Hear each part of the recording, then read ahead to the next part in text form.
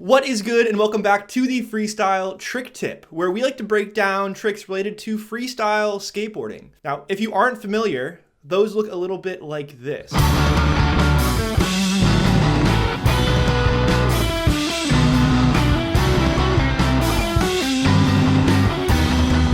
know if you know me and my friends are really obsessed with freestyle skateboarding. We love doing this stuff, and it only makes sense for us to share our knowledge with you.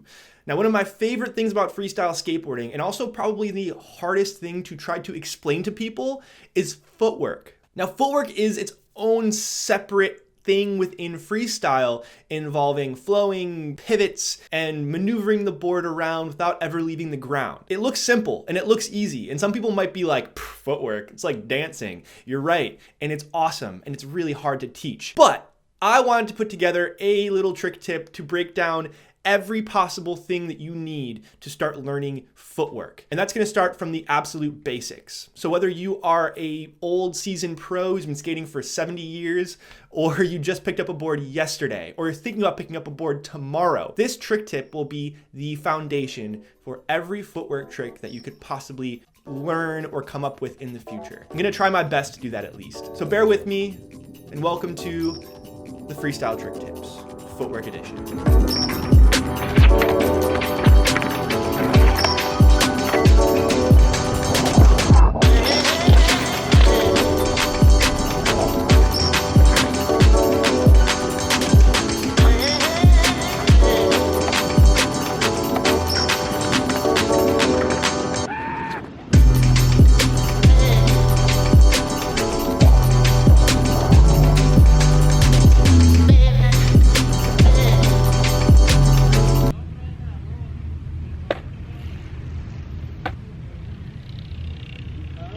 Now, to get started, we're going to talk about probably the simplest, in my opinion, freestyle footwork trick, the Tic-Tac. Now, some of you out there are going, well, what? You're doing a trick tip on Tic-Tacs? Now, the Tic-Tac is a really underrated trick and something that does essentially create a foundation for most of the footwork tricks that I do.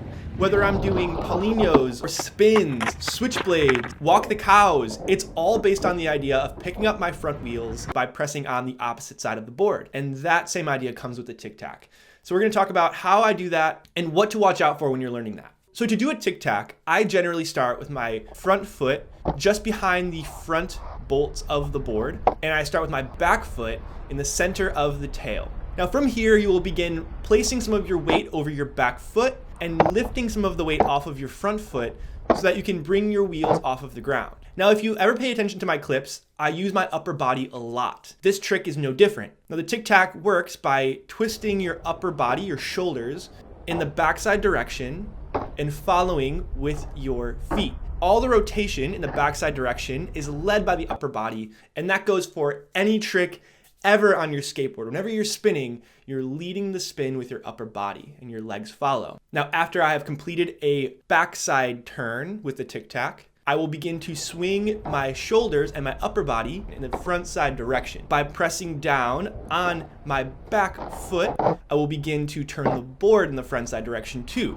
And now these are just two kick turns, right? It's really simple, but done in quick succession, backside, front side, you'll begin to start to kind of propel yourself forward. Tic-tacking around and just kind of trying to go as far as you can without pushing teaches you how to sort of pump and gets you a feel for how you can propel your board without actively pushing off the ground. So if you're starting out with this, think of it as a baby step towards really incredible things. Take it seriously.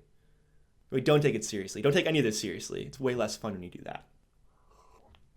I stole my roommate's mug, and I just realized what it said. This is amazing. Thanks, Abby.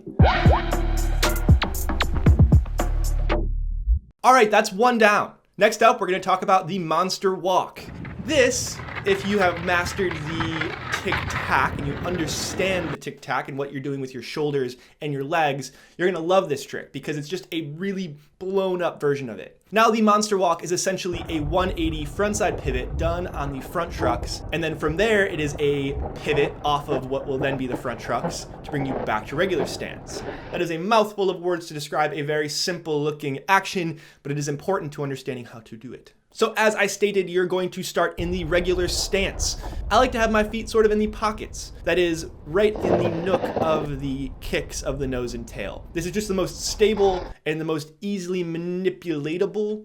Just believe me, it's a good spot to have your feet for this trick. I know what I'm talking about. So you're going to want to start rolling at a very comfortable speed, not too fast, but you need a little bit of momentum behind you in order to make this trick work. You will begin by swinging your upper body in the front side direction so that your chest is facing forward, and you will begin to press down on the nose of the board with your front foot, while pulling your back foot around in a 180-degree arc. Now, an important thing to note about this trick is that you don't have to lift your wheels off the ground. I personally do not bring my wheels off the ground when I'm doing endovers. You need to bring some of the weight of your body off of your back wheels when you're doing the first pivot of the trick. However, letting your wheels skid across the ground not only maintains your balance a little bit better, but it also makes the trick flow even more. So once you have completed the first 180 rotation, you should be rolling Fakie by swinging your shoulders back in the front side direction and leading with your legs. You should be able to pivot 180 degrees around back to the regular position, the regular stance, rolling hopefully about the same speed you were going before. Now that's one monster walk. 180 and then 180 again. Super simple if you want to just get one down. But the real trick to the trick here is being able to do several in a row. Someone on the other side of the monitor right now is saying, Mike, that was easy. Give me more. So I'll oblige you. You want hard? Try doing 5 monster walks in a row and pick up speed and do them smoothly. And if you've mastered that, you can begin to do backwards monster walks or work them into lines in different combinations. Freestyle, if you haven't noticed from my videos, is all about linking tricks together and creating one long combo out of a bunch of tricks, making it look fluid and easy. This trick is great for that, especially if you're doing rolling footwork and trick combos, or you just want to change stance really quick, because going from regular to switch can be kind of ugly sometimes.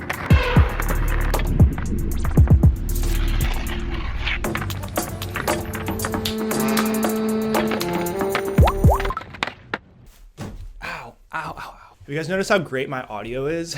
I got this brand new mic. It's so nice. It's so much nicer than I feel comfortable saying it is because it's way too nice for me to own. I'm probably gonna break it. So now all you jerks at home are probably like, Mike, give us some real stuff.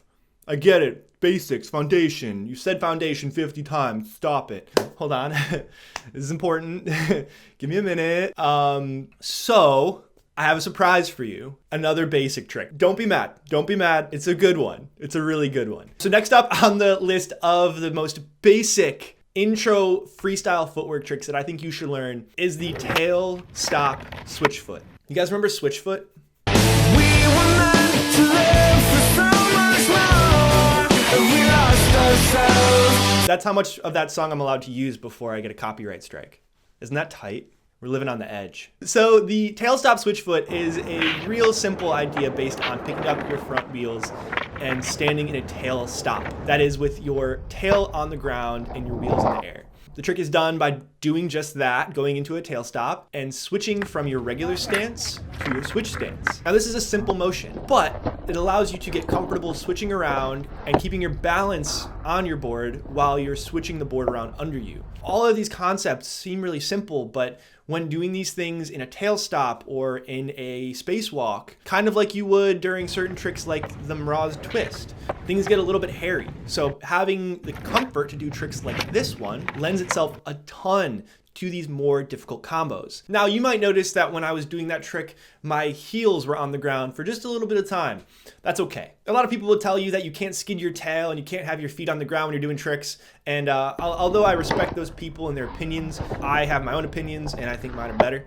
So I think that it doesn't really matter if your feet are on the ground a little bit, and I don't really think it's a big deal if your tail's in the ground either. Obviously, the tail stop switch foot isn't possible without having your tail on the ground. And if you're getting good at this trick, you feel like you're getting comfortable and you find yourself doing it smoothly, you can start doing the tail stop switch foot into other tricks or in combinations with things like switchblades.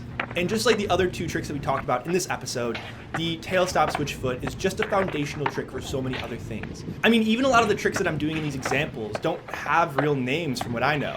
They're just sort of kooky variations and creative sort of branches off from very simple maneuvers like we're talking about right now. That's why I love these things, and that's why I'm stoked for you to go out and learn them on your own. So here's some more examples. Here's some of me doing my weird footwork stuff from that day out skating and from other days in the past out skating. And I hope they can give you some inspiration and keep you stoked in learning more freestyle stuff. If you want to pick up any of the gear that I was riding in this video, you can get it at waltzskateboarding.com. I'll have a link in the description, or from our friends at the Shred Quarters, who now carry Waltz Skateboarding. It's also the home of Revive, of Force Wheels, of 3-block skateboards, of Amgrip. Oh, these guys are the best. And I mean, it wouldn't be a trick tip if we didn't end it with a keep dancing, right? Keep dancing. We'll see you next time, either with a freestyle trick tip, fake trick news, or just a little jam video like I've been doing. Let me know what you think of these, and I'll see you next time. Bye.